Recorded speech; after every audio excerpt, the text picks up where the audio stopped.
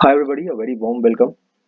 सो आज द हिंदू के एक आर्टिकल में एक एक चीज कवर हुई थी जिसमें उन्होंने कहा था कि जो वेस्ट बंगाल के जो गवर्नर थे, उन्होंने कहा था कि जो वेस्ट बंगाल में जो प्रॉब्लम्स फैली हुई हैं, जो एक एक एक केओटिक सिचुएशन फैली हुई है, जो लड़ाई झगड़ा हो रहा है, उसका कॉन्स्टिट्यूशनल प्रोविजंस का यूज करके किस तरीके से उसको डील करा जा सकता है, कैसे उन प्रॉब्लम्स को खत्म किया जा सकता है। ठीक है।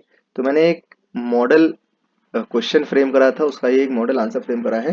तो the question is examine the constitutional mechanisms available to union government for insuring law and order in a state.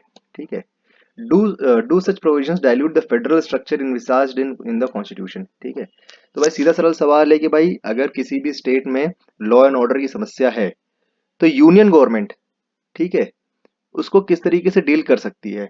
देखिए, अभी किसी लेमैन से आप पूछेंगे तो वो कह देगा भाई आर्मी भेज दो, आर्मी भेज दो, प्रेसिडेंट्स रूल लगा दो, ये कर दो, वो कर दो।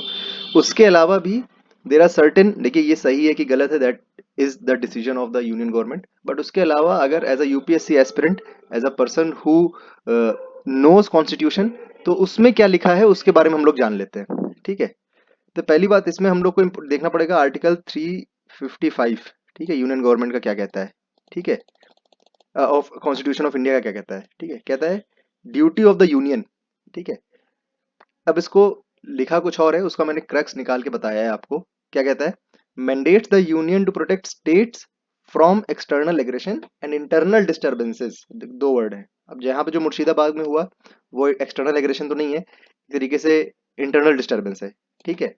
तो आर्टिकल 355 में यूनियन के ऊपर एक मैंडेट लगाया गया है कि आपकी ड्यूटी है कि आप एक स्टेट के एक्सटर्नल एग्रेशन और इंटरनल डिस्टर्बेंस को प्रोटेक्ट करें। ये आर्टिकल 355 में लिखा हुआ है। ठीक है।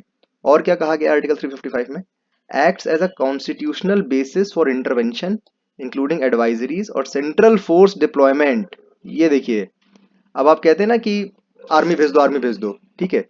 तो सेंट्रल फोर्सेस का डिप्लॉयमेंट कौन से लॉ ने, किस लॉ का यूज करके किया जा सकता है, वो है article 355, duty of the union, of article 355 of the constitution of India. ये वेरी इंपॉर्टेंट है। अब आर्टिकल 256 और 257 क्या कहता है, what it says is, article 256 allows the centre to direct states to ensure compliance with the union laws. ठीक है, very important है ये। वक्फ वक्फ बिल जो आया है, वक्फ एक्ट जो आया है, उसके लिए भी what center can do is it can direct the state to come to ensure the compliance with union laws। ठीक है। आर्टिकल 257 क्या करता है, it enables the union to ensure its executive power is not hindered by state। ठीक है। so these two articles can be used कि भाई union government state से कहे कि जो हम लॉज बना रहे हैं उसको आपको फॉलो करना है। आर्टिकल 256 257 ये कहता है। ठीक है। डिप्लॉयमेंट ऑफ सेंट्रल फोर्सेस, जो बहुत ही एक कॉमन प्रोपागेंडा है कि आर्मी भेज दो। While police is a state subject, central forces can be deployed with or under certain circumstances, elections or internal security without the state consent। ठीक है। कितनी बड़ी बात लिखी है कि भाई सेंट्रल फोर्सेस का आप डिप्लॉयमेंट कर सकते हो, आपको स्टेट का कंसेंट की जरूरत नहीं पड़ेगी। ये किस आर्टिकल में लिखा है, आर्टिकल 355 में लिखा है। ठीक है, आगे चलते हैं हम लोग। क्या कह रहा है, article 356 president's rule. Obviously this is a very common answer जो सबको पता होगा। ठीक है। Invoked when a state government fails to function in accordance with the constitution. ठीक है। Requires a report from the government और अदर क्रेडिबल एविडेंस। ठीक है। आप ऐसे मुंह उठा के प्रेसिडेंट्स रूल नहीं लगाएंगे, जो गवर्नर होगा एक रिपोर्ट देगा। इसीलिए जब जो वेस्ट बंगाल के गवर्नर थे वो जब मुर्शिदाबाद गए तो वहां पे ममता बनर्जी जो वहां की चीफ मिनिस्टर हैं, उनका उन्होंने काफी इस चीज का विरोध भी किया था, because she obviously she doesn't want कि प्रेसिडेंट्स रूल वेस्ट बंगाल में लगे। ठीक है। Subject to the judicial scrutiny post the SR Bommai case which laid down strict guidelines to prevent the misuse.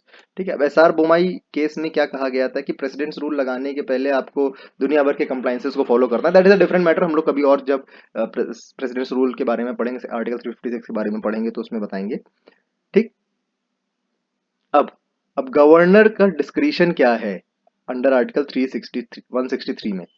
ठीक है। गवर्नर का डिस्क्रिशन क्या है।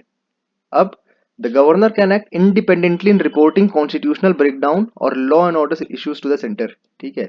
अगर गवर्नर चाहे तो इसका एक लॉ एंड ऑर्डर का सिचुएशन सेंटर को बता सकता है जाके कि भाई देखो यहाँ पे लॉ एंड ऑर्डर बहुत गड़बड़ है। ठीक है। वो एक रिपोर्ट बना के भेज सकता है। ठीक है, ये आर्टिकल 163 में है। ठीक है, दिस इज वेरी इंपॉर्टेंट। हम लोग ने जो जो शुरुआत में आर्टिकल ये वाला पढ़ा था, 55 ये वाला, ये काफी इंपॉर्टेंट है। और आर्टिकल 163 गवर्नर की पावर को देखो बहुत अच्छा बताता है। ठीक है, और ये तो सबको ही पता है, judicial intervention by high court 226 और सुप्रीम कोर्ट 32 में सेंट्रल अथॉरिटीज और उनको फंडामेंटल राइट्स को प्रोटेक्ट करने का सब मैकेनिज्म देगा। ठीक है, अब फेडरलिज्म पे क्या इम्पैक्ट होगा।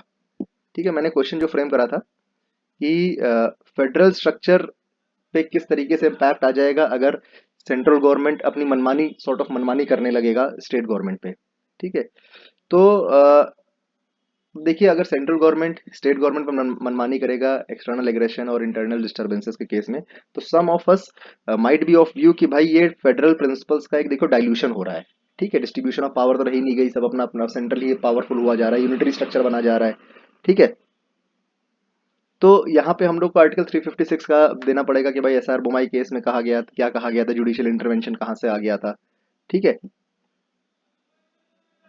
अगर इफ यू आर आस्क्ड कि आपको ये बताना रहेगा कि भाई फेडरलिज्म पे अटैक होगा, तो अगर आपको इसके फेवर में लिखना है तो the biggest biggest point that you can raise is कि जो सेंट्रल फोर्स का डिप्लॉयमेंट है, central force deployment without the state consent can be seen as encroachment on state powers. ठीक है, जो सेंट्रल फोर्सेस का डिप्लॉयमेंट है विदाउट द स्टेट कंसेंट, ये बहुत बड़ा एक इशू होगा। ठीक है, तो ये था हम लोग का एक आर्टिकल था जिसके तहत मैंने पढ़ के उसमें ये कुछ चीज़ें निकाली हैं। Thank you for watching and have a great day ahead.